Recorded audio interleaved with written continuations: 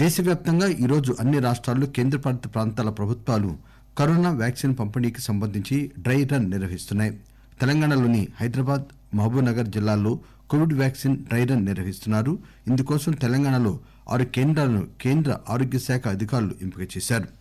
హైదరాబాద్ లో vaccine dry run కు సంబంధించిన వివరాలను అందిస్తున్నారు మా ప్రతినిధి ఎంఎస్ లక్ష్మి.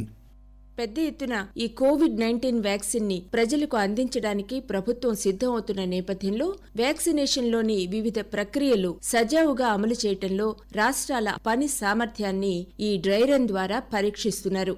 దేశవ్యాప్తంగా 116 జిల్లాల్లో చేపట్టిన ఈ కార్యక్రమం హైదరాబాద్లోని నాంపల్లి ఏరియా ఆసుపత్రి, తిలక్ నగర్ పట్టణ ప్రాథమిక ఆరోగ్య కేంద్రం, సోమాజిగూడలోని ఒక కార్పొరేట్ ఆసుపత్రిలో నిర్వహిస్తున్నారు.